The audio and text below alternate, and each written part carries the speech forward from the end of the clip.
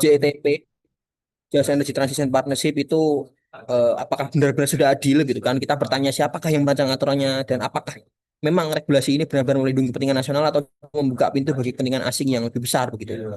Punya kepentingan privat asing gitu. Lalu bagaimana dengan hak pekerjanya gitu kan? Jadi kita berbicara tentang keadilan, keadilan gitu kan. Bagaimana hak-hak pekerja dari sisa-sisa atau remnants dari industri-industri yang non terbarukan begitu. Bagaimana hak-hak mereka ketika terjadi transisi energi terbarukan ini? Apakah mereka bisa kita jamin haknya seperti pesangon, terus reskilling atau upskilling gitu kan, dan memastikan mereka mendapatkan pekerjaan baru yang layak gitu. Lalu tentang finance-nya, jadi bagaimana kita mempassionkan PLTU ini gitu, untuk membangun ladang angin semisal wind farm gitu kan. Apakah hal itu tuh benar apa namanya eh, visible secara keuangan atau hanya menguntungkan segelintir elit begitu kan, di mana rakyat-rakyat kecil itu yang menanggung kenaikan harga listrik karena tentunya eh, harga hitung-hitungannya gitu kan antara PLTU sama wind farm itu kan hitung-hitungannya kan kalau misal dengan kondisi teknologi eksisten masih murah PLTU begitu kan. Jadi apakah memang benar-benar transisi ini berjalan mulus begitu kan? Lalu yang keempat ada terkait aspek kelasnya gitu. Apakah memang benar transisi ini tuh melibatkan komunitas gitu kan? Karena kita tidak jarang mendengar sebuah berita-berita di mana terjadi penolakan atau pembangunan PLTU, sorry, pembangunan PLTS, pembangunan PLTB dan lain-lain begitu. Lalu terkait dengan mineral trans, jadi bagaimana transisi ke energi terbarukan ini menggunakan mineral-mineral baru seperti nikel, litium, kobalt gitu kan, yang ternyata menjadi sebuah pengorbanan baru gitu. Kita kan, oh kita pengen ke energi terbarukan, ke PV kemana, tapi ujung-ujungnya malah membuat industri yang sama apa tuh penuh karbon begitu kan. Kita membangun industri nikel buat baterai, buat apa gitu kan. Ternyata karbonnya pindah aja gitu kan. Yang dulu dari PLTU sekarang karbonnya di pabrik nikelnya gitu. Nah, mungkin inilah pertanyaan-pertanyaan yang akan menjadi pokok bahasan dari kita selama sore ini gitu kan. Sebelumnya kita ada dua pembicara. Yang pertama ada Pak Ahmad Agus Setiawan, STMSC PhD yang merupakan kepala Relab Renewable Energy Laboratorium yang saya lihat linknya ternyata masih itu ya Pak di kantor presiden ya Pak. Jadi mungkin Bapak di sini bisa nanti harapannya bisa menjelaskan tentang bagaimana framework eh, dari path energy transition di Indonesia ini begitu. Lalu ada pembicara kita kedua, Mas Panji Dewandaru yang merupakan perhati isu-isu energi. Saya sering lihat story-nya Mas Panji ini membaca buku-buku yang terkait transisi energi begitu kan. Mungkin begitu saja kurang lebih pengantar dari saya, dan sesi diskusi ini dibagi menjadi beberapa eh, bagian. Pertama ada pemaparan dari narasumber pertama dari Pak Ahmad Agus Setiawan selama kurang lebih 15 menit, lalu dilanjutkan oleh pemaparan dari narasumber kedua Mas Panji Dewandaru selama 15 menit, lalu ada sesi diskusi dan tanya jawab sekitar 40 menit begitu. Jadi kurang lebih begitu waktu dan tempat saya persilakan, monggo Pak Ahmad Agus Setiawan. Baik, terima kasih Mas Iqbal ya panggilannya ya. Gih, Pak. Oke, terima kasih Mas Iqbal dan kawan-kawan semuanya. Terima kasih. Assalamualaikum warahmatullahi wabarakatuh. Selamat sore, salam sejahtera untuk kita semua. Terima kasih ini untuk antusiasnya, untuk selalu mengenergize ya, melakukan energize terhadap dan update ya tentunya terhadap apa-apa yang sedang terjadi dan selalu terjadi ke depan. Dan ini memang waktunya untuk teman-teman semuanya punya kesempatan dan urusannya masing-masing. Ini sudah bukan lagi urusan di luar sana, tapi sudah jadi urusannya masing-masing kita, ya. Terutama Anda-Anda yang sekarang di usia di bawah 25 tahun kan ya rata-rata ya. 25 tahun itu kalau sekarang 2025, 20 tahun lagi Indonesia merdeka 100 tahun misalnya ya. 20 tahun lagi paling ya usianya 45, 40 gitu ya. Antara 4, range 40, 45 dan itu adalah usia-usia Anda puncak Anda ya ketika Anda masuk di profesional. Nah, ini menjadi satu saat yang penting sekaligus yang dikhawatirkan dan sekaligus menjadi opportunity. Jadi semuanya menjadi challenge and opportunity. Tinggal bagaimana melihatnya. Teman-teman bisa melihat itu sebagai tantangan, tapi juga bisa jadi ancaman juga tadi ya, yang ditakutkan apa dan seterusnya. Tapi kalau kita tidak catch up, sudah ada tim yang bekerja untuk itu. Nah, repot juga. Kalau kita tidak melakukan siap-siapnya, orang-orang lain siap-siap, ya siap-siap untuk menerkam dan kesempatan-kesempatan dan peluang akan diambil. Nah, secara umum tadi teman-teman meminta untuk berbicara tentang energi transisi dan sebagainya. Dan kebetulan beberapa waktu yang lalu saya juga diminta untuk mengisi Australia Short Course ya. Jadi urusan ini sudah bukan lagi urusan apa ya, urusan yang istilahnya apa ya, ya diberikan ke siapa-siapa, ini sudah jadi urusan semua pihak. Sampai di level misalnya Australia, dia memunculkan satu beasiswa khusus untuk energi transisi ini, dan waktu itu diluncurkan pada saat Indonesia jadi tuan rumah G20 2022 dan menghasilkan ada beberapa slot beasiswa khusus untuk energi transisi ini. Dan kita akan bicara seperti halnya saya sampaikan di short course Australia on Renewable Energy Policy ya, dan seterusnya ya, dan teknologi tentunya. Jadi judulnya terkait dengan just energy transisi tadi sempat disinggung ya dalam pengantar Mas Iqbal ya. Jadi ini terkait dengan just transisi itu apa dan seperti apa nanti larinya dan bagaimana kita bersiap ya. Kalau tahun 2009 saya pulang dari Australia sekolah doktor, saya saat itu masih ngompori untuk energi terbarukan digunakan 2009, 10, 11, 12, 13, 14 gitu ya. Tapi kalau 2020 ke atas sekarang, ini barang ini sudah mubat mabit. Ya, lewatnya sudah di mana-mana, di depan kamu ya. Bahkan mungkin kamu keluar sedikit aja langsung kesamber gitu ya.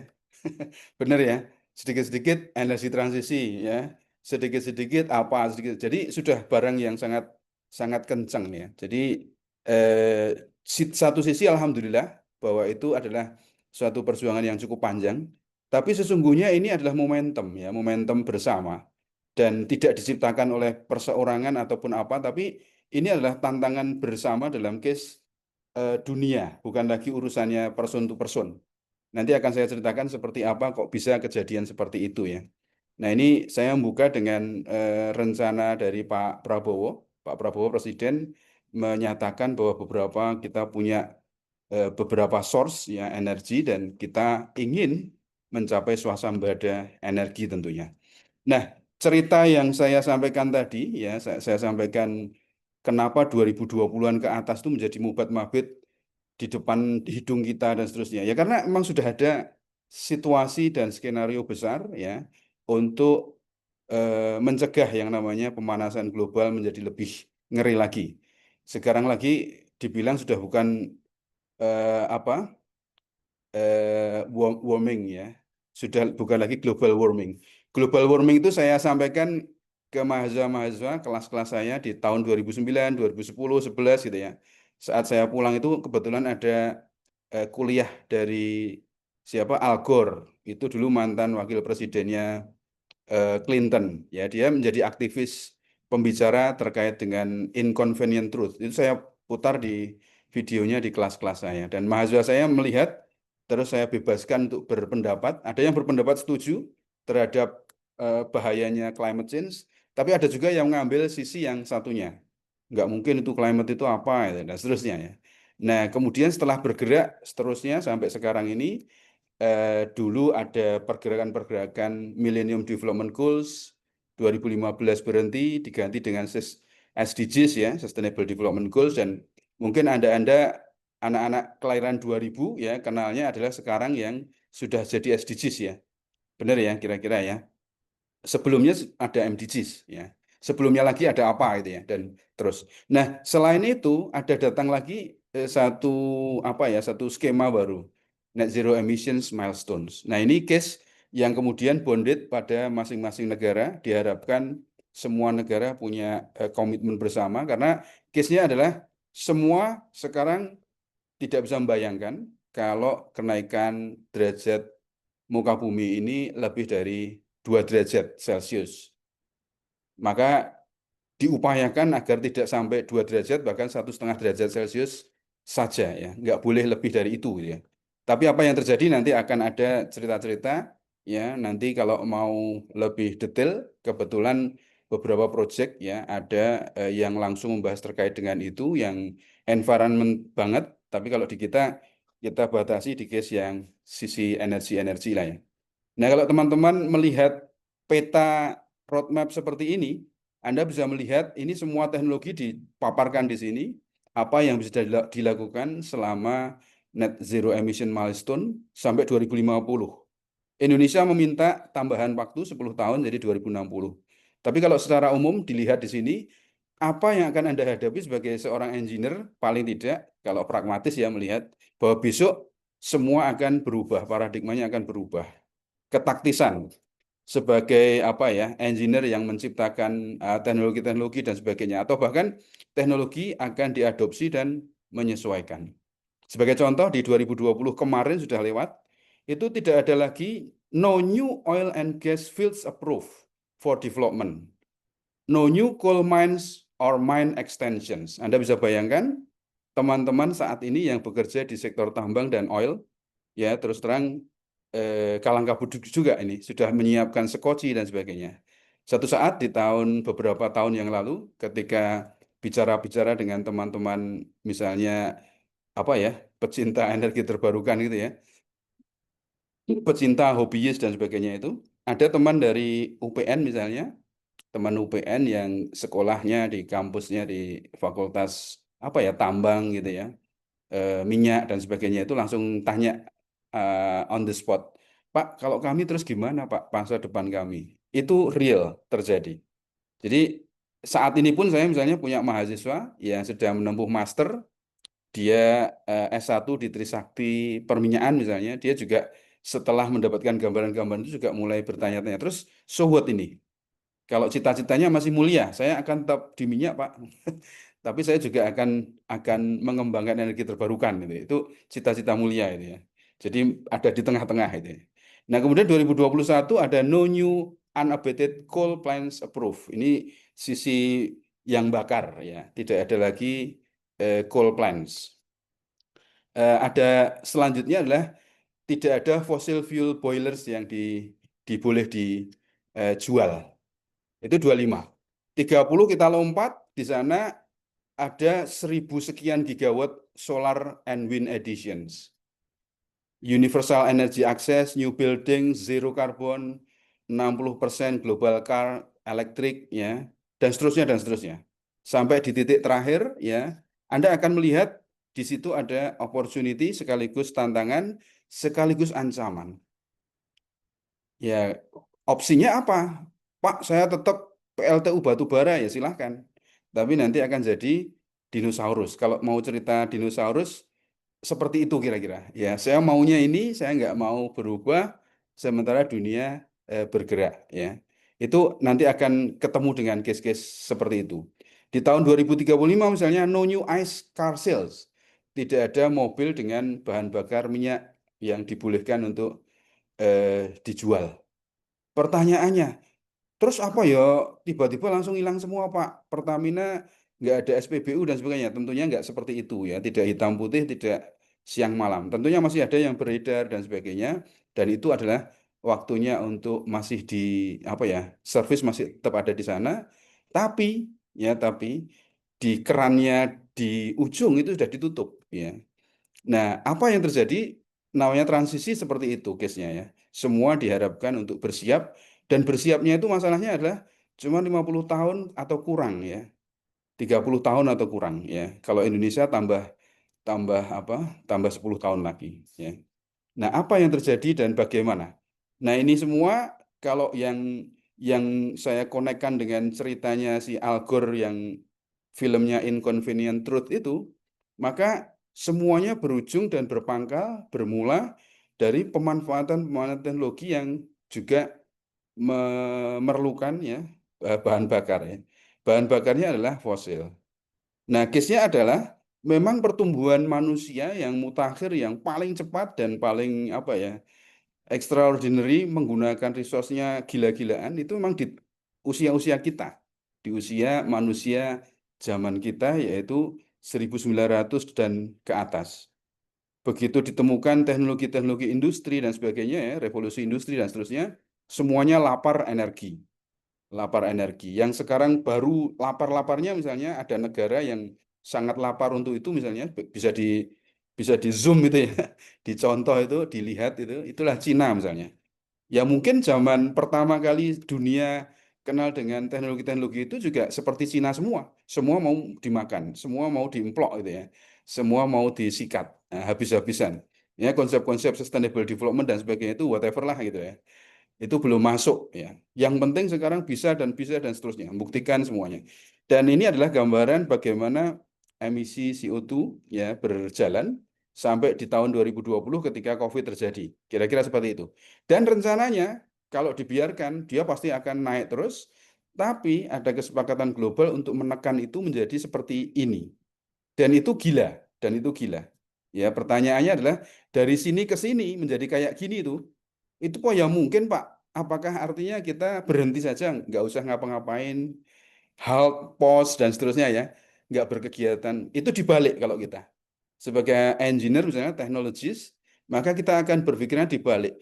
Kalau kemarin effortnya gede banget dan resource-nya boros banget, maka ke depan itu pasti resource akan diperkecil, semua teknologi-teknologi akan dikejar untuk menjadi clean teknologi dan seterusnya. Jadi otak-otak akan bekerja untuk memikirkan bagaimana tetap dalam level kenyamanan yang sama, kesejahteraan yang sama manusia itu, tetapi memanfaatkan resource-nya lebih kecil ya, clean dan seterusnya. Ya, itu idenya. Nah, ini energy outlook yang digambarkan dalam case sejak 90-an sampai 2040-an ya. Makanya saya bilang tadi, saya studi lanjut di Swedia tentang energi terbarukan ada di tahun 2000-an. Saat itu sayup-sayup terdengar energi terbarukan ya. Bahkan ketika saya berangkat ya, berangkat untuk belajar studi energi terbarukan itu dipertanyakan sama senior misalnya.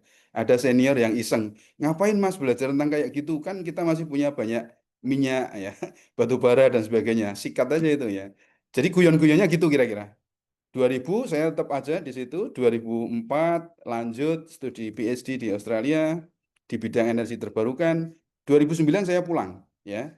Di situ ketika kita di Australia sudah mulai melihat geliat energi terbarukan, padahal Australia itu terkenal dengan sangat fossil fuel minded ya, karena mereka bisnis utamanya juga fossil fuel, tapi mereka sudah mulai bergerak ke ranah energi terbarukan ya. Profesor saya misalnya yang saya kontak pertama itu adalah pembicara-pembicara di bidang energi terbarukan polisinya di sisi energi policy dan sebagainya, introducing dan seterusnya di level TV-TV nasional Australia misalnya ya. Itu sudah biasa ngomong tentang bagaimana nanti seperti ini seperti itunya, tapi di sisi polisinya juga itu ya. Nah, eh, pulang saya di Indonesia, kita masih menghadapi, loh kok nggak kelihatan ya di sini ya.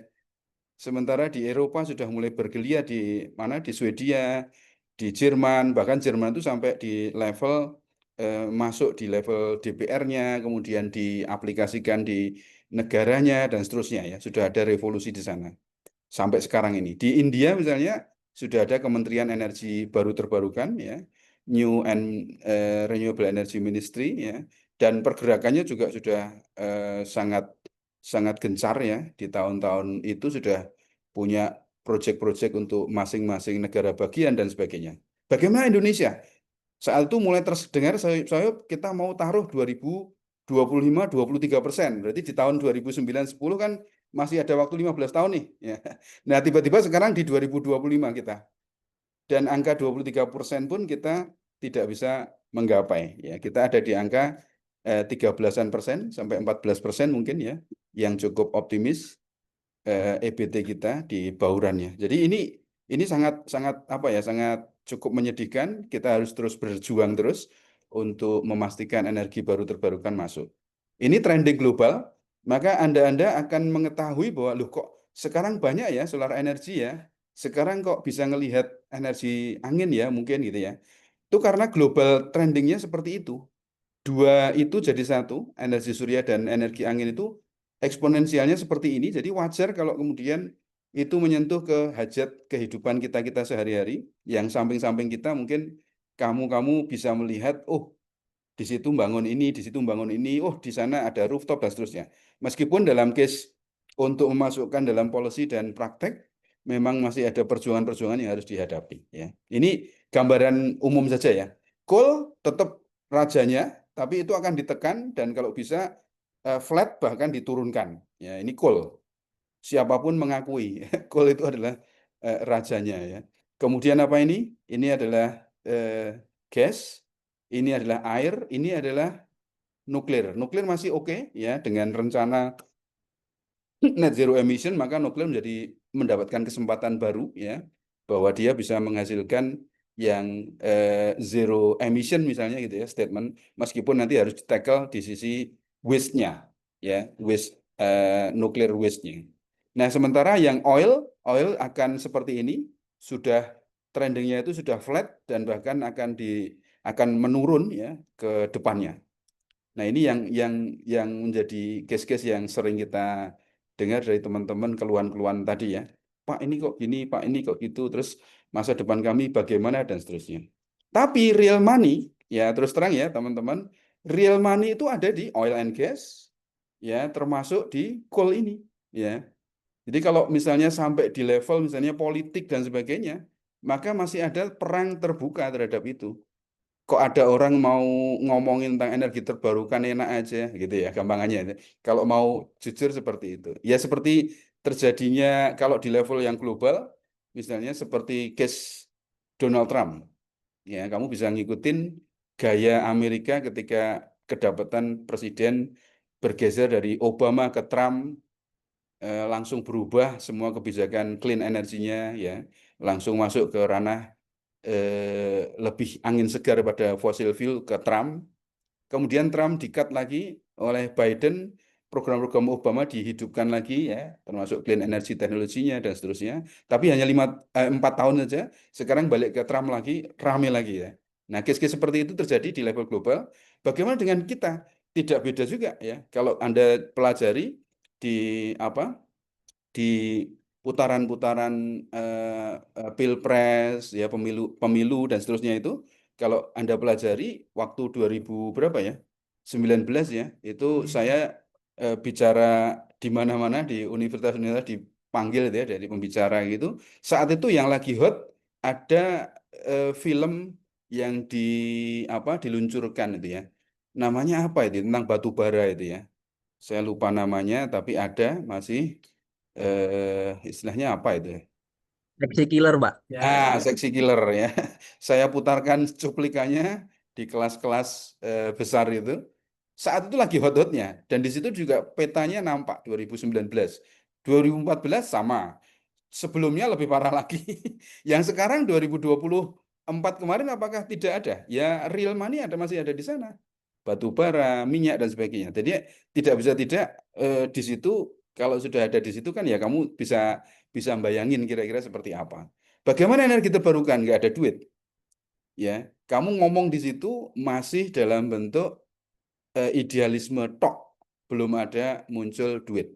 Bahkan kalau mau praktis lagi, pragmatis lagi, ini langsung ke kamu-kamu mahasiswa-mahasiswa, engineer-engineer. Dari dulu kala sejak saya kuliah maupun sebelum sebelum saya kakak-kakak saya lah ya, anak engineer ya engineer itu kalau lulus ya pengennya oil and gas gampangnya gitu. Karena apa? Money ada di situ. Sampai kapanpun, bahkan mungkin sampai sekarang pun saya yakin Anda-Anda juga seperti itu ya. Tapi itu nanti bisa kita kita diskusikan dan perdebatkan realnya seperti apa. Seneng hobi, oke Pak. Tapi begitu sudah mencari rezeki lain lagi, ya lain soal. Itu real itu, ya. Artinya seneng dengan energi terbarukan, tapi cukup hobi Pak. Untuk cari duit lain lagi Pak, misalnya. Dan itu terjadi.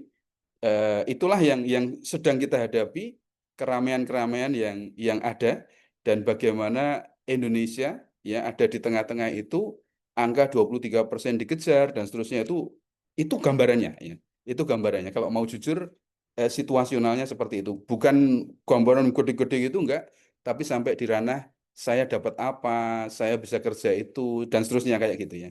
Sementara World Energy Outlook dan sebagainya sudah gambarin kayak gini. Apakah kita akan tetap ya berlevel seperti tadi? Nah, kan saya kalau kerja gimana, Pak? Apakah itu sudah memberikan apa cukup ruang saja cukup gede banget, tapi masalahnya duitnya ada nggak Pak ya yang bisa gaji saya selevel oil and gas dan sebagainya misalnya gitu. Ya terjadinya akhirnya geser-geser dari satu tempat ke tempat lain ya, dari satu perusahaan oil company dan seterusnya ya, geser-geser misalnya. Sementara saya tetap masih memperjuangkan energi terbarukan kok Pak, misalnya gitu ya. Itu untuk apa ya?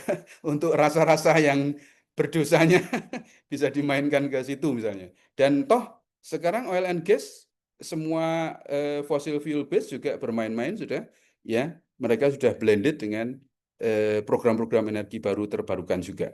Contohlah misalnya Pertamina ya Pertamina sudah punya part of divisinya renewable energy, new and renewable energy. Mana lagi yang besar-besar yang gede-gede juga sama ya dan case-nya seperti itu. Kenapa? Melihat peta-peta seperti ini mau tidak mau tetap harus dipikirkan exit way-nya, keluarnya, spillway-nya seperti apa nyelamatin company ya. Kita bicara bukan lagi nyelamatin apa ya, tapi nyelamatin company kan ya bahasanya. Kalau mau ngomong nyelamatin dunia ya hebat banget ya. Yang tadi tidak boleh dunia tidak boleh lebih dari 2 derajat, tidak boleh dari 1,5 derajat dan seterusnya.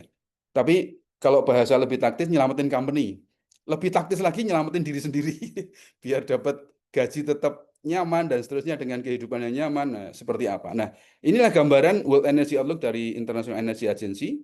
Ketika kita ada di 2020-an dan seterusnya itu puncak-puncaknya. Tapi ke depan oil, coal, natural gas akan ditekan sedemikian rupa, terutama 2050. Siapkah dunia-dunia ini berhadapan dengan itu? Pertanyaan personalnya, siapkah Anda memasuki masa seperti itu? Pertanyaannya besar sekali. Karena ini menyangkut hajat hidup orang banyak, terutama yang bekerja di sektor itu. Ya, gede banget ini, tidak gampang. Maka kalau bahasa Trump, kemudian di Australia dan seterusnya itu, kalau setiap pemilu itu boher-boher ya, yang punya kepentingan itu gede ya, ada di belakang-belakang mereka. Di belakang Trump siapa, di belakang yang menang di Australia siapa dan seterusnya itu terjadi. Karena apa? Ada kepentingan setelah itu, lobby ya dan seterusnya agar tentunya kepentingan dan bisnisnya aman. Nah, ini back to 2020-an kemarin, 22 ketika jadi apa? Jadi host G20, memang ada 3 isu yang diangkat oleh Indonesia terutama untuk energi yang kita diskusikan saat ini. Tapi selain itu ada tentang yang lain juga ya, tentang global health pada saat itu ada COVID dan digital ya. Tapi energi menjadi salah satu yang kita diskusikan hari ini. Nah, kemudian muncul ETM, Energy Transition Mechanism. Terus tadi sebut-sebut juga ada Just Energy Transition Partnership ya. Di level Asia juga ada Asia Zero Emission Community dan seterusnya. Sampai di level paling bawah kegiatan-kegiatan itu. Nah, kalau tantangan ke depan tentunya emission reduction yang harus dikejar dan ini adalah gambaran-gambaran terkait dengan bagaimana Indonesia melihat masa depan. Ya, kita punya tantangan 23% NRE 2025 yang kita scrap sudah nggak mungkin. Ya, kita sudah di 2025 nih. Kita melihatnya sejak tahun 2009 saya pulang dari Australia itu misalnya gampangannya. Jelek-jeleknya ngelihatnya ngekernya segitulah ya. Kita masih punya cita-cita ini itu saat itu masih di angka 11, 10 gitu ya atau kurang ya persen. Terus dikejar, digas ya. Sampai sekarang 2025 kita belum nyampe sampai itu. Jadi artinya coret satu. Kalau NDC 2030 5 tahun lagi. Bisa nggak? Jangan-jangan nanti coret lagi. Ya nggak? Kemudian di net zero emission yang kita sudah minta 2060. Jangan-jangan kalau actionnya juga masih tidak bergerak dan bergolak, nanti jangan-jangan scrap lagi. 2060 sampai kita nggak nyampe kemana-mana misalnya. Itu juga harus kita waspadai dan pada titik tertentu Anda-andalah yang akan benar-benar masuk di era itu. Itu era disrupsi beyond disruption ya. Bisa jadi jungkir balik semua urusan entah itu pekerjaan, entah itu opportunity, entah itu challenge, entah itu kesempatan. Anda bayangkan ya, kalau besok misalnya benar 2035 tidak boleh lagi ICE dijual misalnya. ICE itu apa? Internal Combustion Engine misalnya. Saya nggak bisa bayangin waktu saya dipanggil, diminta ngomong teman-teman teknik mesin ya se-Indonesia itu. Saya bilang, terus gimana ini Mas? Teknik mesinnya akan berubah seperti apa misalnya? Itu baru satu sisi, satu sudut. Berarti apa? Bahkan cara belajarnya, ya kan? Ini akan jungkir balik semuanya. Saat itu guyon saya adalah berarti logonya kan yang apa? Piston itu ya. Piston itu harus berubah, Mas. Akan jadi electric vehicle saya bilang gitu. Guyon-guyonnya ya. Saat itu memang akan terjadi case yang sangat ekstrim seperti itu, ya. Maka Andalah yang masuk di masa-masa yang sangat krusial dan sangat menentukan, bahkan nanti wajah-wajah teknologi kira-kira akan seperti orang-orang Elon Musk itu menjadi sangat sangat apa ya menentukan teknopreneur gaya Elon Musk yang menunjukkan dan membuktikan by apa ya by action. Anda bayangkan kalau Elon Musk itu di sisi energi terbarukan, cara dia main juga gayanya adalah gaya seperti itu ya. Koboinan seperti itu, dia langsung brang brang brang, taruh gitu ya. Teknologi langsung dikejar ya, dan seterusnya. Seperti halnya ketika kita lihat Elon Musk membuktikan itu di case apa aerospace dan sebagainya ya, dengan X-Base-nya, bagaimana dia juga main-main. Kalau Tesla sudah oke lah ya. Tesla menghasilkan baterai-baterai yang kemudian digunakan untuk energi terbarukan juga dan seterusnya. Itu ada revolusi di sana ya, dan seterusnya ya. Nah, kalau melihat detail per year dan seterusnya akan semakin menantang dan tentunya akan menjadi semakin menarik nanti ke depan ini ya. Jadi di 2021-25 sudah lewat ya. 26-30 seperti apa, 31-35 seperti apa, di mana kita butuh emisi terus direduksi dalam angka-angka yang fantastis ya. Dan di situ di level itu taruh taruh apa ya, taruh angka-angka targetnya juga semakin fantastis. Pertanyaannya, kita pinter naruh angka fantastis, tapi apakah benar kita do that? Saya jadi ingat tahun 2000 ketika saya masuk Swedia belajar di sana, saya sudah dengar visi 2020 untuk Swedia, untuk Denmark, untuk dan sebagainya, Skandinavia, terutama Denmark, yang saat itu sebelum 2000 itu negaranya negara yang relatif apa ya, semuanya fossil fuel base lah ya. Nah, tapi tahun 2020 mereka pengen 20% dari energi terbarukan. Beberapa waktu yang lalu sebelum sebelum 2020, 2018 atau 17 ya, bahkan ada orang Denmark dari embassy itu yang bidang energi ya, dari Danida dan sebagainya itu datang ke departemen kita ya, menceritakan bagaimana di 2018 itu mereka sudah mencapai hampir 40% energi terbarukannya. Itu yang dinamakan targeting, itu yang namanya visi, itu yang namanya dilanjutkan dengan missionnya sesungguhnya. Naruh target 20, sebelum tahun dicapai, dia sudah melewati target itu bahkan 2 kali lipat, 40%. Ekstrim ya. Australia juga mirip, waktu saya datang ke sana 2018, mereka sudah melampaui angka-angka targetnya. Indonesia kita naruh 25, 2025 23%, sampai 25 kita di angka 13 sampai 14%. Nah, ini tantangan yang harus kita lihat dan bagaimana kita akan melihat itu ke depan sebagai pembelajaran ya. Nah, ini cita-cita ke depan bagaimana tekanan-tekanan akan terus berada dari sisi engineering ya, disruption teknologi dan seterusnya besar sekali. Bisa jadi kalau seperti ini caranya, saya melihatnya dan bisa saya katakan ini akan ada revolusi industri kedua. Kemarin adalah revolusi industri pertama yang kotor, ya dalam tanda kutip. Sekarang menjadi revolusi industri yang kedua yang bersih dengan tetap mempertahankan apa ya, kenyamanan dan kesejahteraan manusia di level yang sama atau lebih tinggi, gitu ya.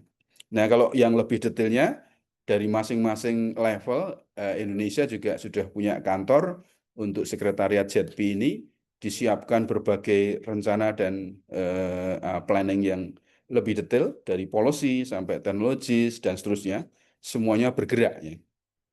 Dan Indonesia tentunya akan bergerak dengan caranya yang sangat spesifik. Kita melihat Indonesia adalah negara yang berkepulauan, ya, yang kita berkepentingan dengan climate change, yang dengan apa? Bukan lagi global warming tapi global heating gitu ya. Bagaimana jika tinggi permukaan laut naik, pulau-pulau kita akan terancam dan seterusnya itu benar-benar terjadi ya. Bahkan Pulau Jawa juga real menghadapi hal sama. Kalau tidak mau ngomong gede-gede gitu, lihatlah sekarang hari ini. Hari-hari ini panasnya minta ampun misalnya. Itu kalau bukan climate change mau diceritakan dengan cara apa ya? Kalau kamu anak Jogja yang kelahiran 2000-an mungkin ya, mungkin lahir 2000 mungkin kamu nggak ngerasa sudah hangat atau belum gitu ya. Sebelumnya mungkin yang sebelum 2000 ya, di Jogja di utara masih dingin gitu ya. Sekarang di Kaliurang pun kamu sudah santai, nggak dingin lagi gitu ya. Nah itu kejadian real itu ya. Kalau tidak masih masih apa ya masih ah apa iya itu ya. Nah ini yang ke depan ya tantangan-tantangan ini Indonesia akan menghadapi banyak sisi yang tipikal-tipikal apa ya tipikal lokal banget dan depan mata kita banget ya. Termasuk untuk kepulauan ya, untuk off grid applications ya dan juga yang lain ya. Ini tantangan-tantangan yang akhirnya harus harus kita hadapi dan untuk tadi berkeadilan. Berkeadilan seperti apa? Kita akan bangun, kita akan bermain-main seusia-seusia Anda ini, usia 20, 25 tahun itu ya. Itu bukan hanya Anda saja yang bisa nonton, bisa mengikuti diskusi talks lewat Zoom kayak gini. Jangan-jangan Anda nongkrongnya di kafe ya, yang AC-nya bagus atau paling tidak minimal di kampus yang AC-nya kenceng dingin ya, penerangan bagus dan sebagainya. Sementara jutaan yang lain ada di sana, di luar sana. Bisa jadi di salah satu kepulauan, salah satu rural area dan seterusnya. Nah, keadilan seperti apa yang akan kita tawarkan dalam case seperti itu? Apakah kita tetap akan seperti ini atau kita kasih energi di sana cukup satu titik lampu gitu ya. Sementara Anda bisa ngerasain dinginnya suasana di tengah di luar sana panas gitu misalnya dengan AC dengan dan seterusnya ya. Sebisa mungkin tentunya kalau mereka sudah kenal standar SGLC mungkin ya, kelas-kelas di luar sana juga pengennya minta SGLC gitu ya kan. Kira-kira gitu ya. Kalau bisa, masalahnya apakah itu bisa merata semerata itu atau seperti apa? Nah, itu tantangan-tantangan yang akan kita hadapi terkait dengan itu dan tentunya itu akan jadi tantangan ke depan besar. Regional, masuk regional, kita akan bicara dengan ASEAN countries. Saya punya komunitas dengan sesama saintis ASEAN. Ketika kita bicara seperti itu, kita dengan Malaysia, kita dengan Vietnam apalagi lebih ngeri. Vietnam itu pertumbuhan energi terbarukannya gila-gilaan, dia paling lompat selompat-lompatnya. Malaysia juga on the way ya. Kita ya tadi itu angkanya cukup cukup struggling ya. Filipina juga mirip-mirip kita dan seterusnya ya. Itu mungkin untuk jadi apa ya memantik diskusi ya. Silahkan Mas nanti bisa dikembangkan untuk diskusi eh, nantinya ke depannya. Saya kasih pemantik itu saja dulu ya. Nanti kalau mau diskusi lebih dalam, ini pada ikut kuliah juga kan ya. Nanti tak kasih tugas yang banyak. Mas Iqbal barang ini. Duh, Oke, makasih. Gitu dulu duh. Mas. Terima kasih. Siap, terima kasih Pak. Menarik insight dari Pas terkait pandangan makro terkait transisi energi tadi juga ada satu hal yang menurut saya menarik gitu, bagaimana sebenarnya transisi energi ini bisa dibilang agak terhambat begitu karena terjerat banyak kepentingan begitu, kepentingan company besar, kepentingan hajat hidup orang banyak begitu kan. Sedangkan ideal-ideal terkait climate change begitu at the same time mesti kita pegang begitu. Nah, mungkin jika tadi sifatnya perspektif makro ya, jadi isinya grafik-grafik. Nah, mungkin kita mencoba mengeksplor bagaimana eh, kemungkinan pembacaan yang lain atas situasi ini. Dan di sini ada Mas Panji Dewandaru, Bung Panji, yang baru saja kemarin di IPA Convex gitu kan, di Student Debate, membawakan isu yang kurang lebih mirip terkait tentang transisi energi dan menjadi juara ke satu. Dan ya monggo harapannya Mas Panji bisa memberikan eh, perspektif yang segar lah terhadap bagaimana just energy transition ini dimungkinkan begitu. Monggo, waktu dan tempat saya persilakan Mas Bung Panji Dewandari. Siap. Ya, terima kasih. Cek suara saya masuk ya. Masuk, masuk, lancar. Saya izin share screen. Saya presentasi habis Pak Aas nih jadi minder. Ya. Nanti diharapkan ekspektasi orang-orang bagaimana gitu kan. Takutnya. Oke, perkenalkan saya Panji Dewandaru, saya ini mahasiswa akhir di Teknik Fisika. November nanti wisuda. Eh, Mungkin langsung saja saya akan memulai presentasi kali ini dengan sebentar kok tidak bisa next. Oke. Sumber literatur utama yang saya pakai di sini berasal dari buku. Jadi kalau Pak Per- Aas Pergi. tadi, Sebelumnya itu masih ada ketutupan layarnya sedikit sama apa itu bar di tengah-tengah hitam itu. oh ini ngilanginnya gimana Oh ya? ya. Udah aman? Menutupin web. Sekarang aman Ya ya? sudah, ya lumayan. Siap, monggo. Oke, sampai mana tadi? Sampai buku. Jadi ini buku-buku yang saya baca selama ini sebenarnya banyak, tapi untuk case kali ini sepertinya ini yang relevan untuk memberikan kontra narasi dari apa yang disampaikan oleh Pak Aas tadi. Teman-teman bisa mendapatkan buku ini di toko online ataupun di gerai-gerai buku itu dari Pak Archandra Tahar, itu dia Wakil Menteri ISDM 2016-2019, dia wakilnya Pak Ignatius Jonan. Kemudian ada Pak Arifin Panigoro, jika teman-teman tahu Medco Energi, nah bosnya itu Pak Arifin Panigoro dan juga UGM Press. Dan andalan saya untuk melihat isu energi bukan hanya dari latar belakang engineer, tapi dari aspek yang lebih luas, yaitu trilogi buku Daniel Yergin. Setiap lomba, baik itu lomba energi, lomba penulisan artikel, esai, buku-buku ini selalu saya pakai dan selalu saya buka terus-menerus. Jika teman-teman pinjam buku dari Pak Archandra Tahar, saya itu bukunya lecek sekali karena saking seringnya saya bolak-balik, saya buka terus-menerus. Oke, kalau untuk peminjaman buku mungkin saya nggak tahu di perpus teknik tidak ada sepertinya. Jadi alih-alih saya menggurui, presentasi saya ini akan lebih ke berbagi wawasan seperti itu. Karena tentu ilmu dari Pak Aas jauh lebih banyak gitu kan. Oke, saya mulai dengan pertanyaan sederhana. Haruskah transisi energi? Haruskah beralih ke energi bersih? Jadi setiap kita memulai diskusi, kita harus mulai dari pertanyaan dulu. Saya kira jawabannya ini, baik itu latar belakang apapun yang kita anut, ya pengecualian mungkin orang-orang konservatif seperti Donald Trump ya. Jawabannya adalah ya, harus suka tak suka, mau tak mau, transisi energi atau beralih ke energi bersih itu harus.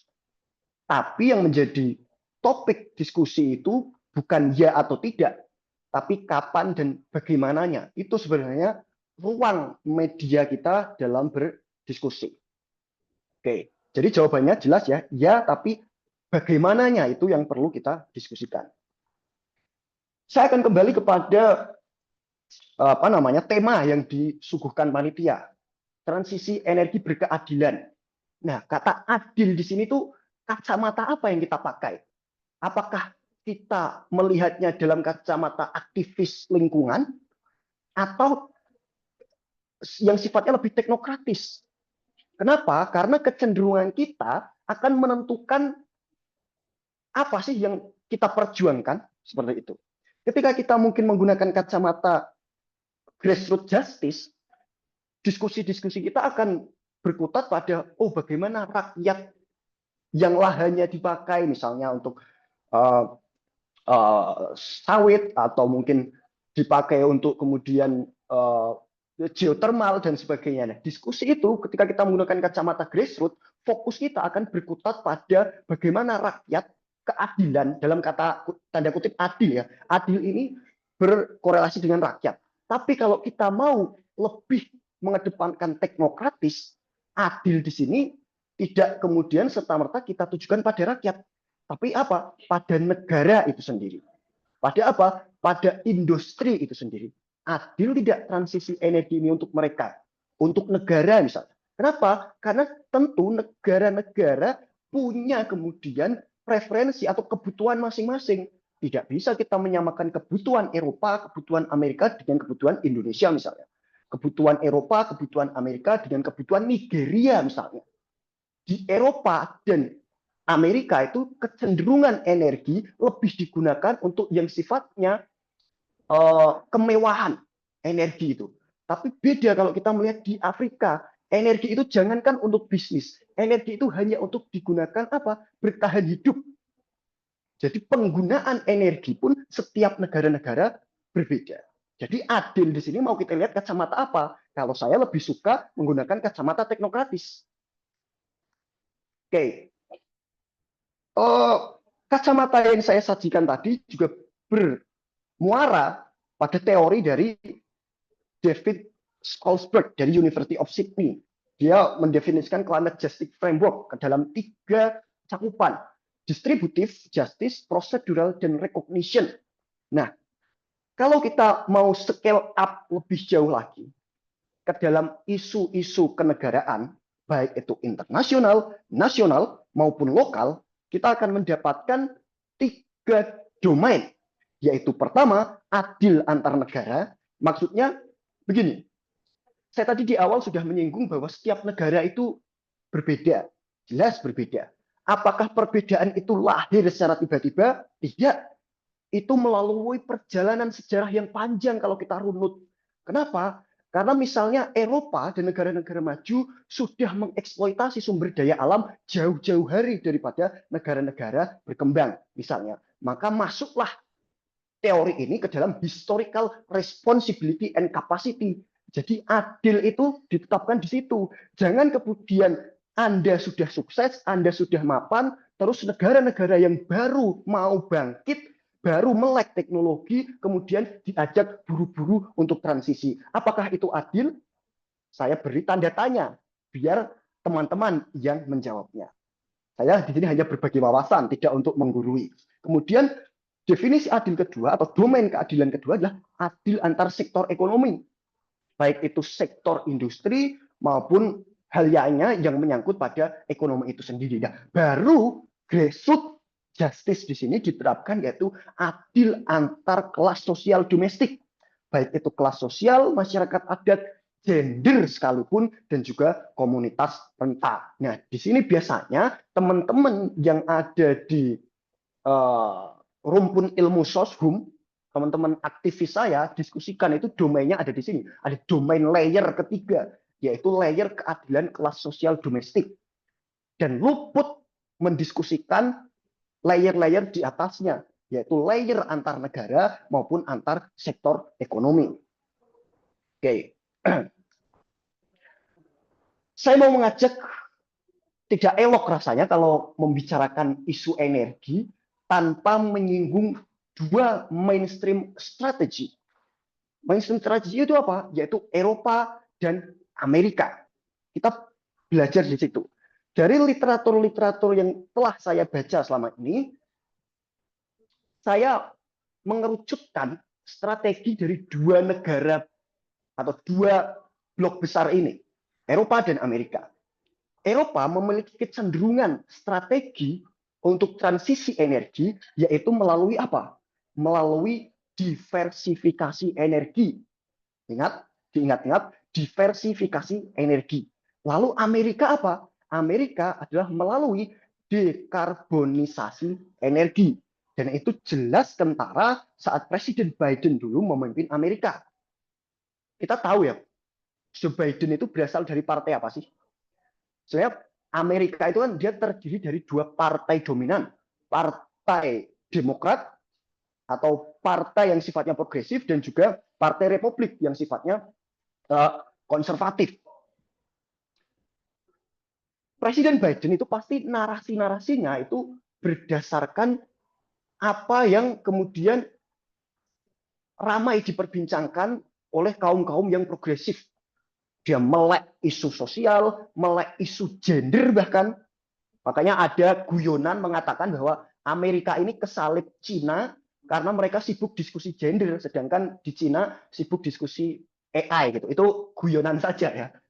Nah, kembali ke topik bahwa Eropa tadi dia menggunakan strategi diversifikasi dan Amerika menggunakan dekarbonisasi. Kalau kita lihat industri-industri di Eropa misalnya seperti Shell, BP, Total, Equinor, Repsol itu kecenderungan mereka melakukan diversifikasi energi, sedangkan di Amerika dekarbonisasi. Mereka tetap menggunakan fossil fuel, tapi ada yang direduksi melalui apa? Melalui implementasi teknologi. Diversifikasi artinya kita mencari kemudian sumber lain di Eropa itu, entah itu mulai dari PLTB, PLTA, dan sebagainya. Nah, kalau di Amerika berarti dia dekarbonisasi. Dia tetap menggunakan fossil fuel, tapi di teknologinya itu diterapkan teknologi-teknologi rendah karbon. Nah, ini penting. Nah, kalau Pak Aas tadi menyinggung ini ya, sekarang industri-industri oil and gas kelimpungan atau mencari skoci lah. Saya benarkan itu memang demikian, Pak. Kalau kita lihat perusahaan energi yang terkenal yang kita tahu apa misalnya di Qatar itu kita tahu apa yang terkenal Qatar Energi. Apakah benar namanya Qatar Energi? Tidak. Dulu itu namanya bukan Qatar Energi, tapi namanya apa? Qatar Petroleum. Qatar Petroleum transisi ganti nama secara simbolis menjadi Qatar Energi. Apa indikasinya? Itu mengindikasikan bahwa ternyata fokus bisnis mereka itu bukan hanya berpaku pada satu jenis energi, petroleum, oil and gas, tapi juga mereka membuka peluang bisnis di sektor-sektor lain. Kenapa? Karena mengganti kata petroleum menjadi kata energi berarti membuka peluang kita mendiversifikasi jenis sumber energi tersebut. Selain Qatar Energi apa misalnya? Ada yang tahu perusahaan namanya kontraktor paling terkenal selam bersih? Ya, selam bersih. Dulu namanya selam bersih. Sekarang namanya apa? SLB. Jadi SLB itu bukan kepanjangan selam bersih, tapi itu pergantian nama. Kalau nggak salah itu tahun 2021 atau 2022, saya lupa. Dulu namanya selam bersih, tapi sekarang ganti namanya SLB. Coba teman-teman search di Google sekarang, logo SLB. Akan muncul logo warna biru, kemudian ada grafik.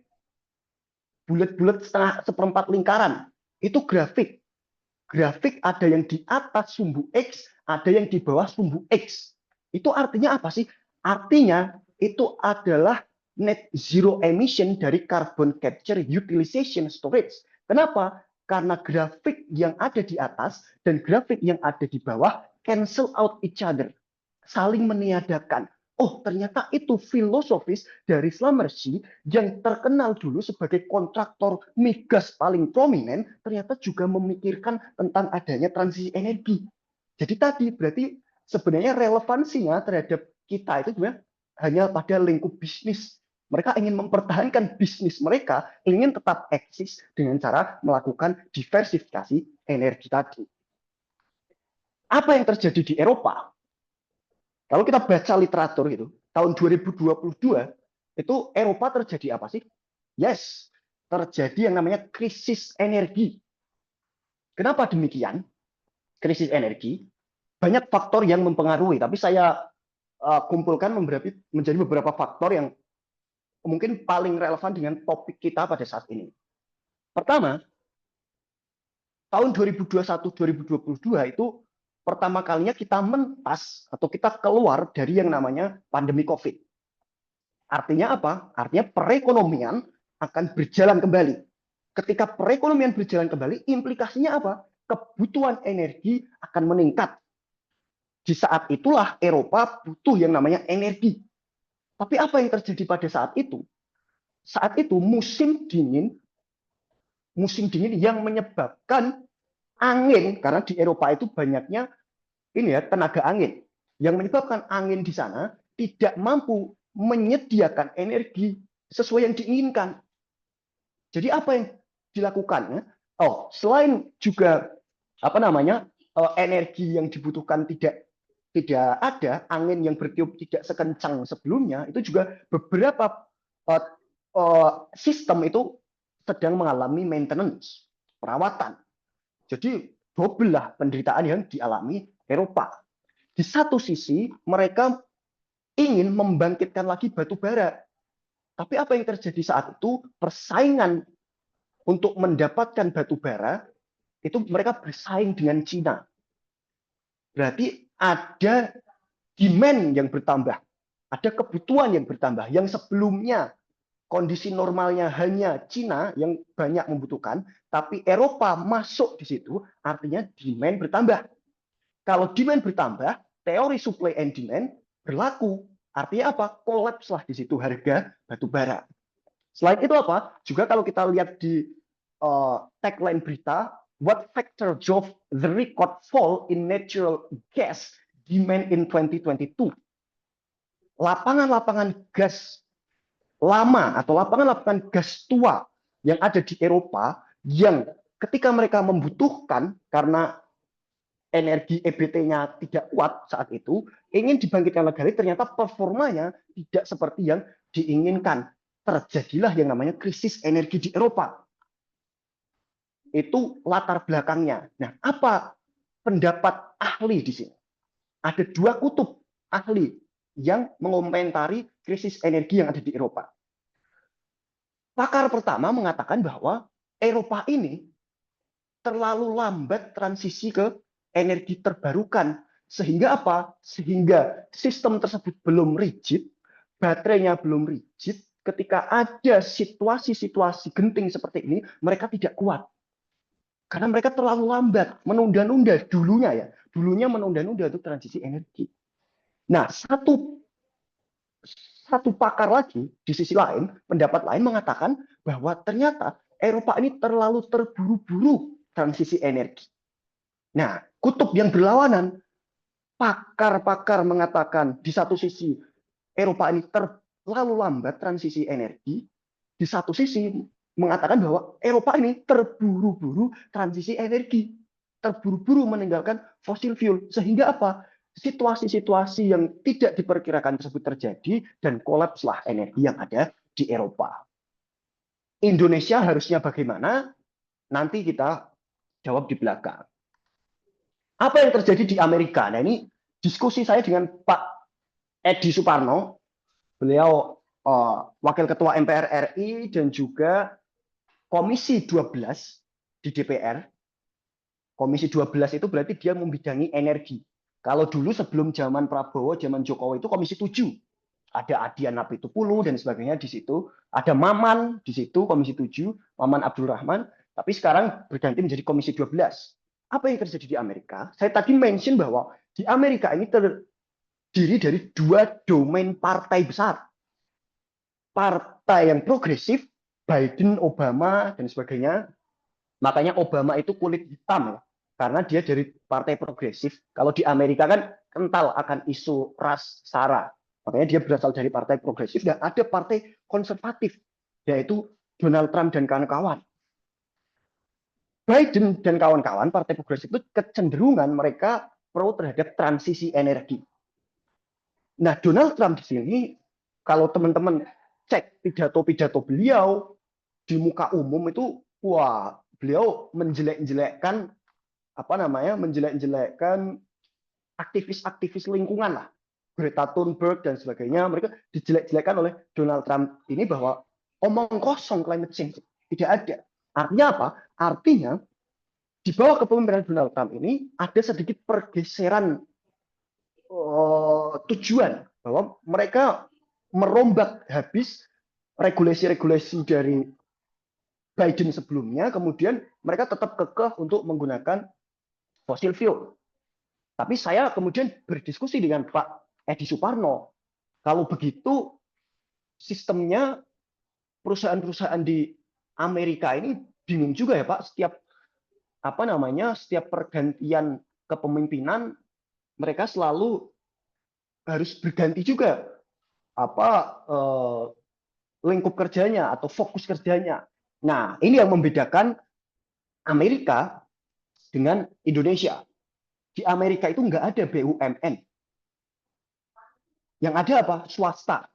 Negara kapitalis itu nggak ada BUMN. Karena BUMN didirikan itu kan perwujudan dari pasal 33 Gubahan Bung Hatta kan, bahwa bumi, air, dan seluruh isinya itu digunakan semaksimalnya untuk kebutuhan rakyat.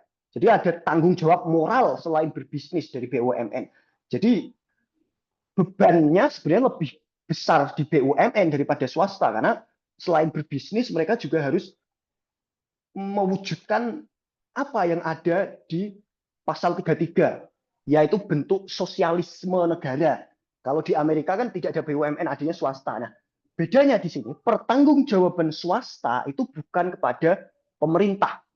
Kalau BUMN, pertanggungjawabannya ke dirut ke atasan, sampai ke Menteri SDM dan Presiden. Berarti harus ada regulasi yang sifatnya top down. Tapi kalau di Amerika ini berarti kalau swasta itu pertanggungjawabannya ke siapa kalau bukan ke pemerintah? Pertanggungjawabannya adalah ke pemegang saham atau ke investor.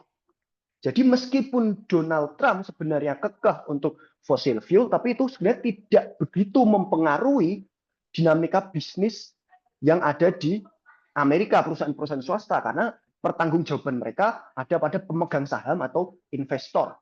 Seperti itu. Berpengaruh jelas, tapi tidak seberpengaruh misalnya itu terjadi di negara-negara yang punya corak sosialis, bukan kapitalis. Gitu. Nah, tadi kan saya mention 2 domain besar, 2 mainstream strategi besar, yaitu Eropa dan Amerika. Nah, saya ingin mengajak bagaimana melihat Cina, karena tidak elok rasanya jika di tahun ini, di saat-saat ini, membicarakan perkembangan politik, perkembangan energi, perkembangan teknologi, tanpa melibatkan Cina di dalamnya. Jalan tengahnya seperti apa? Saya ingin menarik diskusi ini ke belakang. Di tahun 2007, sebenarnya ini teman-teman bisa membacanya di Bloomberg, ada situs namanya Bloomberg, itu mengkaji ini juga. Tahun 2007 itu, Cina menghadapi tantangan global. Tantangan global apa? Karena emisi kotor yang dilepaskan dari Cina itu sudah hampir menyentuh 60% emisi anggota-anggota OECD. Jadi Cina mendapatkan tantangan dari Eropa, dari Amerika, dan sebagainya untuk kemudian memikirkan emisi gas buang mereka. Ini pada tahun 2007. Apa yang dilakukan Presiden Cina saat itu? Apakah mengangguk-ngangguk, oke, siap untuk saya melakukan transisi energi atau tidak? Nah, tentu ke depannya mereka juga memikirkan transisi tersebut. Tapi sebelum melakukan transisi tersebut, mereka melakukan upaya melalui diplomasi. Mereka menjawab kritikan Eropa dan Amerika itu melalui 3 alasan. Kenapa demikian? Yang dipertentangkan oleh Eropa dan Amerika terhadap energi atau emisi yang dikeluarkan Cina pada tahun 2007 itu tidak melibatkan perhitungan rasio penduduk Cina. Karena jelas penduduk Cina sangat banyak.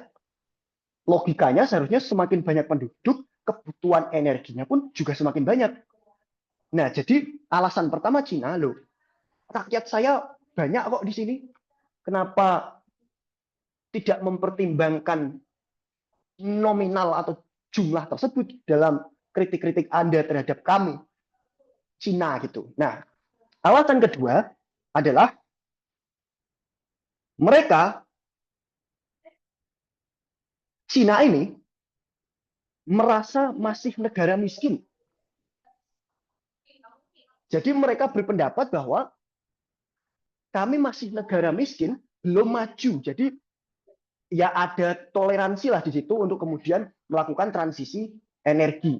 Nah, alasan ketiga, nah ini, mereka mengajukan ini di forum global bahwa emisi yang dikeluarkan Cina itu bukan semata-mata yang dihasilkan oleh Cina, tapi yang dihasilkan juga oleh negara-negara maju yang menaruh smelter mineral di Cina.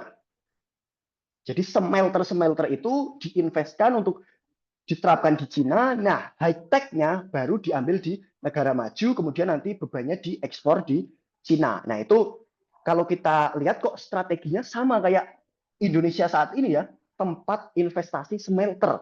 Apakah Cina belajar dari pengalaman mereka dulu? Nah, itu menjadi topik diskusi. Oke, saya cepat saja. Kemudian lalu apa strategi yang harus kita lakukan gitu? Haruskah kita ikut strategi negara lain? Apakah kita butuh kesadaran kolektif? Saya rasa kita butuh kesadaran kolektif bahwa setiap negara-negara itu berbeda gitu. Ada negara yang memiliki SDA tapi tidak memiliki SDM. Negara mana itu? Negara-negara Afrika. Ada negara yang miskin SDA tapi kaya SDM. Negara-negara mana itu? Korea, Jepang, dan sebagainya.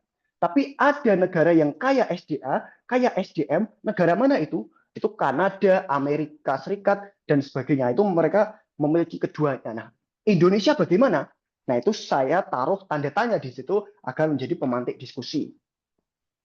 Nah, kita juga harus jeli melihat trade values. Kita belajar dari Uber misalnya. Dari Uber, Uber di sini dulu itu adalah berangkat dari kesadaran bahwa orang-orang Amerika, orang-orang Eropa itu memiliki mobil-mobil yang nganggur. Oke. Terus idenya apa? Menggunakan traffic values. Traffic values itu artinya kita punya alat, punya suatu values, tapi itu nggak digunakan gitu. Jadi mubazir. Nah, mereka menggunakanlah mobil ini untuk dijadikan penyewaan. Jadi ada bisnis di situ. Kemudian contoh lagi villa. Villa itu sejarahnya dulu adalah orang-orang di pesisir itu punya rumah banyak tapi nggak kepakai. Akhirnya lah disewakan itu daripada tidak terpakai. Apakah bisa kemudian nanti misalnya PLTS kita terapkan seperti itu? Misalnya ada kelebihan energi dan sebagainya, atau lebih dikenal ini power wheeling. Jadi produsen-produsen PLTS bisa kemudian menjual energi-energi sisa tersebut ke pihak lain. Ini kita jadikan bahan diskusi nanti. Oke, ini masuk slide penutup ya. Jadi sebelum jauh bertanya tentang keadilan, kita perlu tanya dulu prioritas kita. Kemandirian energi dulu atau transisi energi dulu. Kenapa ini penting? Karena kalau prioritas tersebut saja belum bisa kita jawab, maka kita hanya akan berlaku tidak adil pada diri kita sendiri, pada negara kita sendiri. Jadi saya tutup dengan quotes dari Che Guevara, Komandan Besar Revolusi Kuba, bahwa jika hatimu bergetar mendengar ketidakadilan, maka kau adalah saudaraku. Terima kasih, saya Panji Dewandaru. Wassalamualaikum warahmatullahi wabarakatuh. Waalaikumsalam warahmatullahi wabarakatuh. Penutup yang sangat epik ya, Bung. Menyitir dari Komandan Besar Revolusioner Kuba. Dan menarik tadi Bung mention tentang climate justice framework. Ada distributive justice, recognition justice, sama apa tadi satunya saya lupa itu. Nah, lalu sesi berlanjut dengan sesi tanya jawab. Harapannya nanti dari teman-teman audiens bisa memberikan pertanyaan-pertanyaan yang semakin memperkaya diskusi kita pada sore ini. Dan saya ingatkan jangan lupa untuk teman-teman yang menghadiri acara Kamasa Talk Series episode 2 untuk presensi dulu di forum yang sudah disediakan oleh panitia. Ini mungkin sesi pertanyaan saya buka. Monggo dari teman-teman yang ingin bertanya.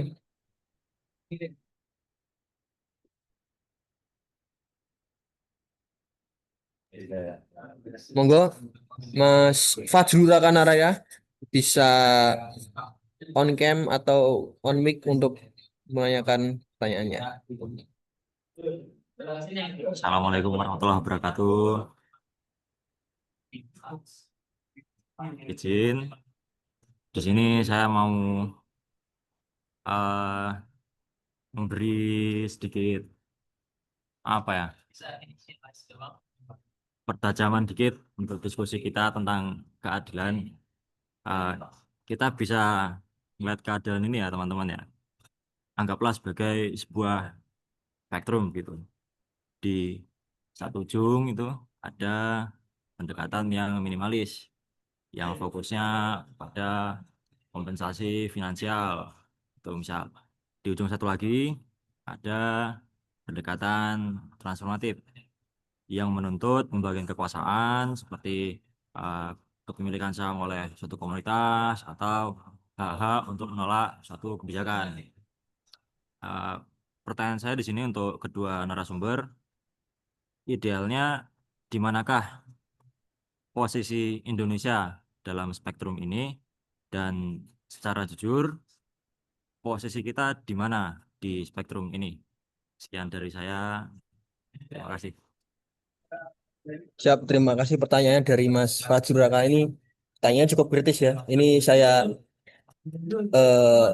summarize. Jadi pertanyaan dari Mas Raka ini adalah terkait bagaimana seringkali pada eksekusi praktisnya proyek transisi energi terbarukan ini seringkali menemukan kendala sebagai salah satu contoh yang paling utama yang salah satunya diangkat di Watchdog Documentary, yaitu terkait penolakan penolakan warga pada proyek pelaksanaan PLTB. Jadi entah di mana di Nusa Tenggara atau di Dieng saya lupa. Jadi di sana itu dari penyelenggara proyek itu menyelenggarakan proyek perlu pembuka lahan kan begitu. Jadi mereka mau nggak mau mesti nempatin lahan itu gitu. Sedangkan warganya nggak mau gitu. Yang pendekatan yang bagi company ini adil begitu kan. Oh, kita ganti rugi saja gitu kan. Kita bayar mahal, udah dianggap adil begitu. Jadi pendekatannya itu sangat minimalis. Jadi pendekatan yang seluruh kekayaan apa namanya kebudayaan warga dengan tanah airnya itu dihargai dengan uang begitu kurang lebih. Jadi bagaimana warga berelasi dengan lingkungan sekitarnya, memori-memori yang dibentuk pada wilayah itu disamakan dengan uang yang ganti rugi yang mungkin secara nominal besar begitu, tapi apakah memang itu benar keadilan gitu? Atau di satu sisi seperti yang kita dengar seperti community based renewable energy begitu kan yang lebih pendekatannya transformatif. Jadi melibatkan warga dalam penyelenggaraan proyeknya atau bahkan yang lebih radikal lagi penggunaan hak veto. Jadi oh saya menolak gitu kan. Jadi secara legal itu sah. Jadi secara masyarakat punya hak untuk menolak gitu. Atau mungkin yang kepemilikan bersama atas perusahaan dari proyek yang akan diselenggarakan begitu. Monggo, ini bisa ditanggapi pertanyaan dari Mas Fajrul Raka yang menurut saya pertanyaannya ini cukup menarik ya, dan masing-masing pembicara mungkin jawabannya sekitar 5 menit masing-masing pembicara ya. Jadi Pak As 5 menit, Mas Paji 5 menit. Monggo, Pak As dulu. Monggo Pak, bisa menanggapi waktu dan tempat, saya persilakan. Baik, terima kasih. Ini spesifik hanya pada energi terbarukan saja ya, Iya Pak. atau secara umum energi. Karena Eh, kalau konteksnya energi. kita belajar sebenarnya konflik itu yang pertama ya secara umum fosil fuel dulu gitu ya.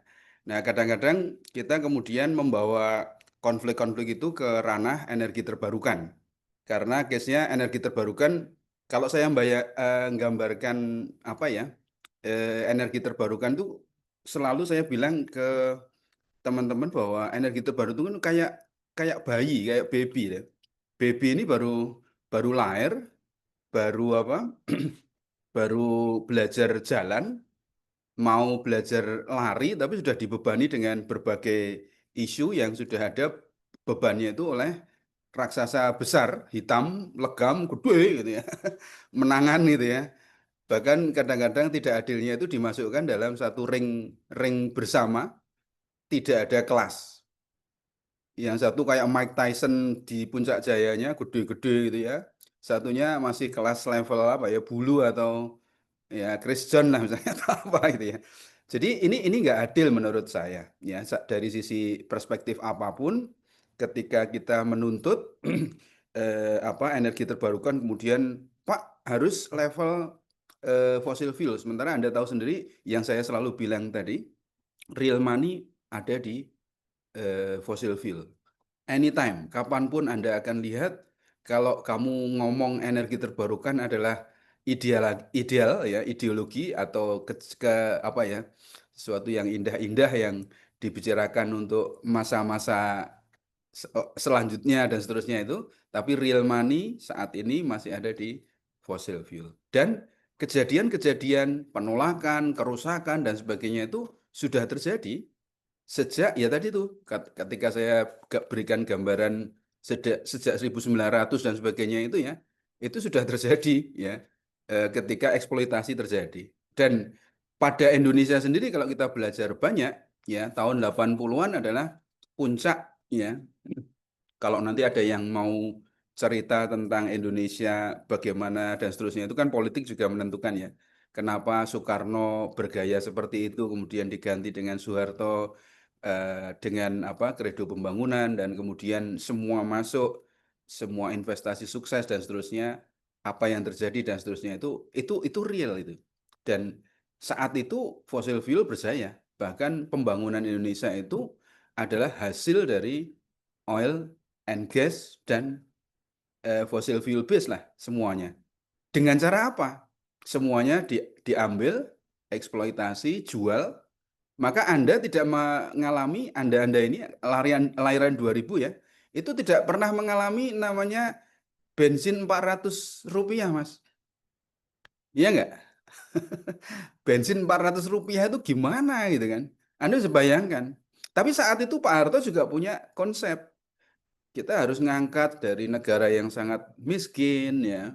Kemudian konsep subsidi dan sebagainya itu dilakukan pada level itu. Kemudian lainnya adalah dieksploitasi, diambil, kemudian digunakan untuk membangun. Sehingga sampai pada level di kita. Nah, maka pertanyaan-pertanyaan tadi juga relate dengan tadi, apakah pertanyaan itu hanya diberikan pada energi terbarukan yang masih baby, baru muncul, intil-intil tiba-tiba langsung dikaploki dengan pertanyaan-pertanyaan berat untuk fossil fuel yang selevel. Selevel itu apa? Fair enough kalau ditanyakan itu. Kenapa? Ya kalau sudah pernah tahu proyek-proyek oil and gas dan sebagainya, tahu sendirilah ya. Batu bara, kalau di Jogja pernah ada, ya di Jogja itu pernah ada zaman Belanda, itu ada manghan, ya ada tambang mangan itu ya, itu di daerah Kulon Progo, ya itu juga meninggalkan pit area yang di keduk gitu ya, jadi masih ada tinggalan-tinggalannya. Kalau tinggalan-tinggalan Belanda banyak sekali kan ya, Pelaju, Sungai Gerong, semua oil and gas kita tinggalannya Belanda. Masih banyak tinggalan-tinggalan Belanda. Pak, penemuan baru? Iya banyak.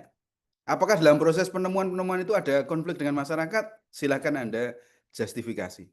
Ketika kita mau masuk ke geothermal, kemarin kebetulan saya nengok jadi korwil di NTT, di daerahnya namanya apa itu Mataloko ya, Mataloko. Jadi anak-anak KKN di seputar situ.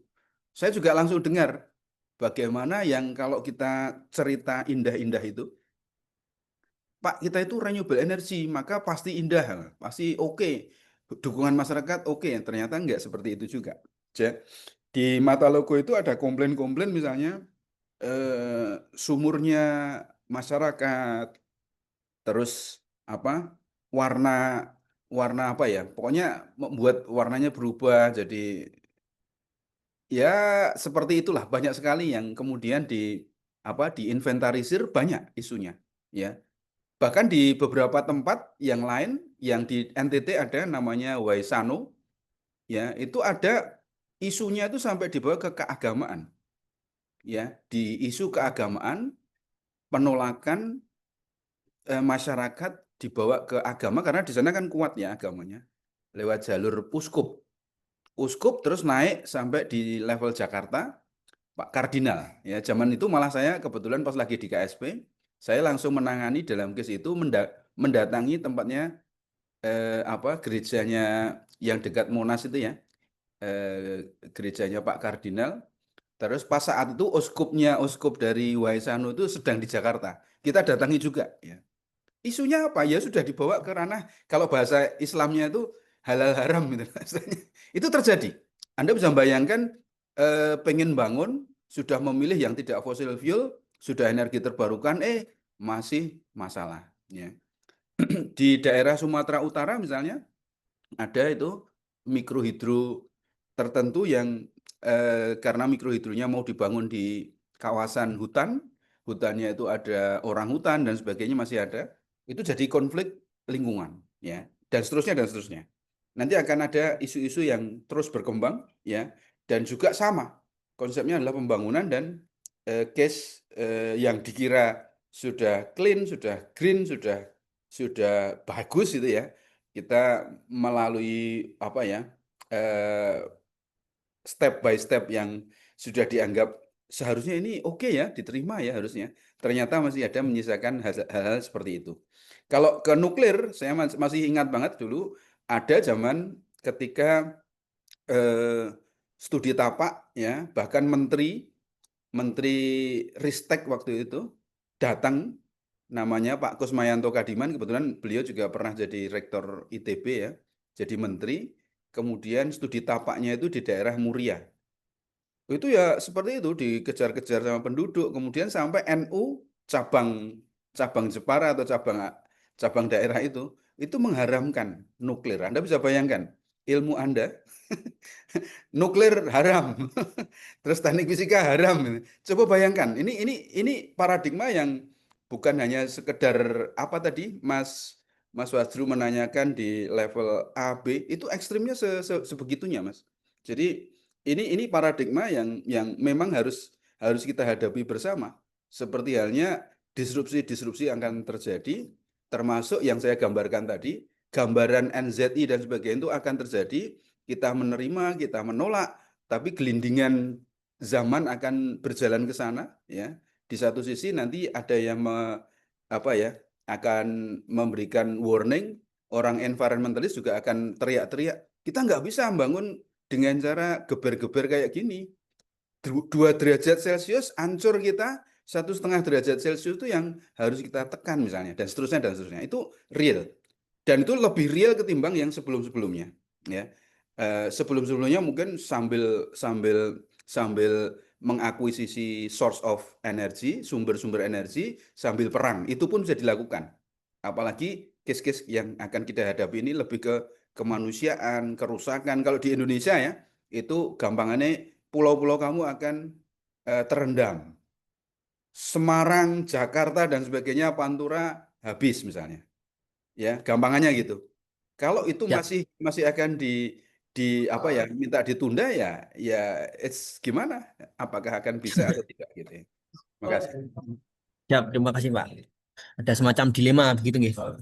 Eh, Mungkin jawaban dari Mas Panji bagaimana terkait just energy transition ini? Monggo, waktu dan tempat saya persilakan. Cek suara saya masuk. Masuk. Oke, ini ya mungkin saya akan memulainya dari ada teori ketika kita membuka suatu proyek itu ada yang namanya NIMBY. NIMBY, NIMBY. Apa itu? Not in my backyard. Artinya apa? Artinya ketika kita ingin mengupayakan atau mengusahakan sesuatu, ada resistensi kecenderungan masyarakat yang menolaknya, yaitu NIMBY, not in my backyard. Jangan di kampung saya, jangan di tempat saya, jangan di lahan saya, karena itu dia status quo itu melekat. Itu yang pertama.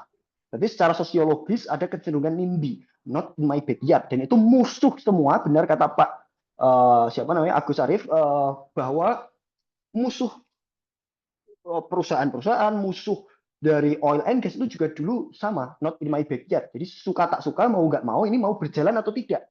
Kalau kita terus menghitungkan not in my backyard. Nah, makanya tadi keadilan itu letaknya di situ. Pak Agus Arif juga tadi menyinggung bahwa tidak adil rasanya kalau perusahaan-perusahaan atau proyek-proyek energi terbarukan ini disamakan dengan migas. Wong ini baru bayi dan baru mau berjalan. Nah, ini yang saya sebut di presentasi saya, keadilan ini mau kita teropong dengan kacamata apa? Keadilan lintas negara, lintas sektor ekonomi, atau lintas masyarakat yang sifatnya domestik lokal gitu. Keadilan itu terjadi di mana-mana kok. Kenapa? Karena mohon maaf, proyek-proyek energi, proyek-proyek apapun itu yang sifatnya strategis itu bukan semata-mata proyek kemanusiaan. Apakah Anda rasa kampanye net zero emission ini sekedar proyek kemanusiaan? Oke, mungkin ada sebagian di sana, tapi lebih sekedar dari proyek kemanusiaan. Kenapa? Karena di dalamnya tersebut banyak kepentingan. Setiap entitas membawa kepentingan masing-masing yang cenderung itu berkorelasi dengan latar belakang keilmuan atau latar belakang pandangan mereka. Dan itu hal yang biasa. Makanya bukan berarti saya bilang seperti ini menyerahkan semuanya di lapangan bahwa biarkan konflik itu terjadi, tidak. Konflik itu harus dimitigasi. Tapi satu hal yang penting bahwa sebagai regulator, sebagai pembuat kebijakan, kita tidak mungkin bisa menyenangkan semua pihak dalam satu waktu. Itu quotes dari Adian Napitupulu, anggota DPR RI fraksi 5.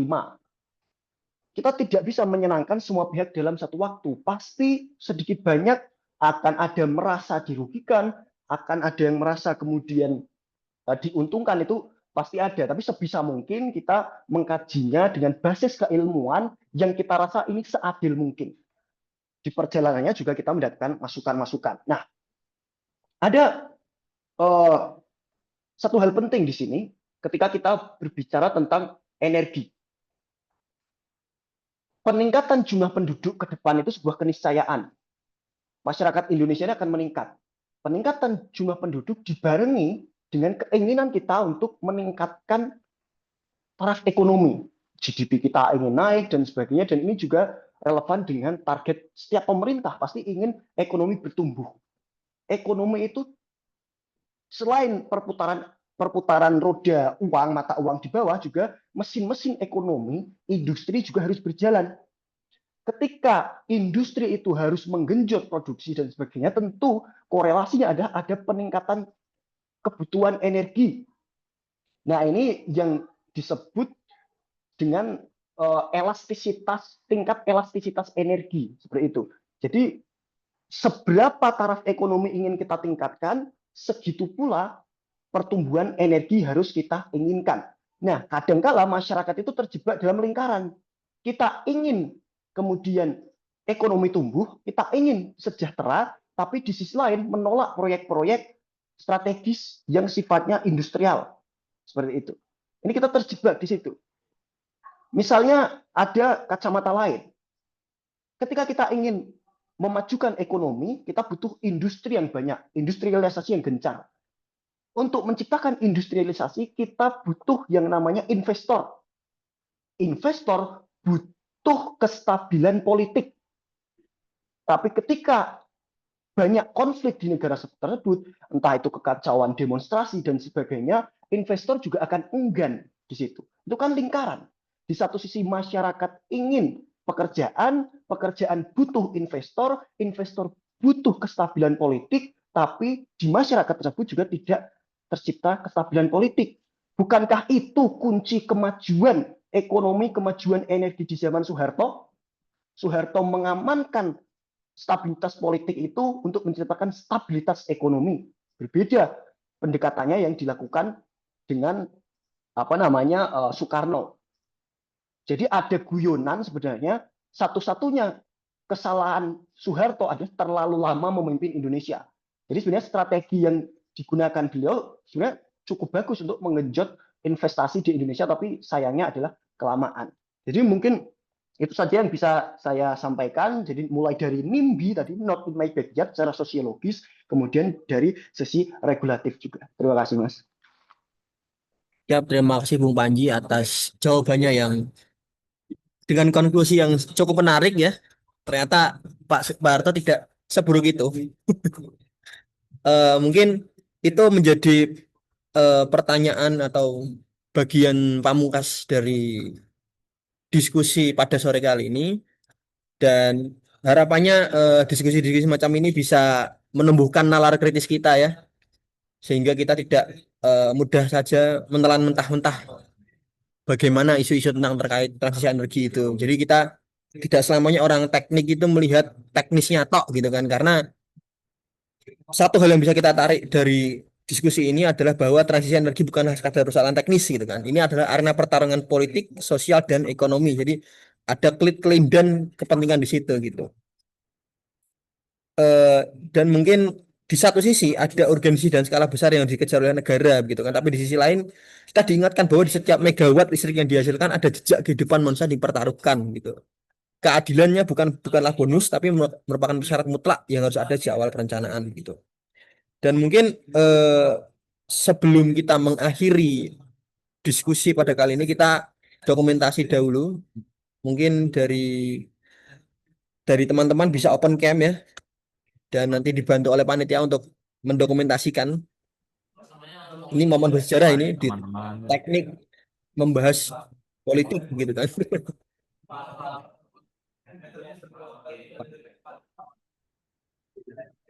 Monggo. Izin teman-teman, dinyalakan kameranya, dinyalakan latarnya juga.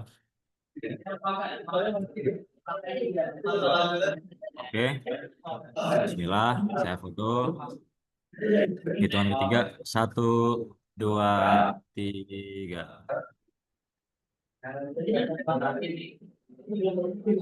Sekali lagi, 1, 2, 3. Oke, terima kasih.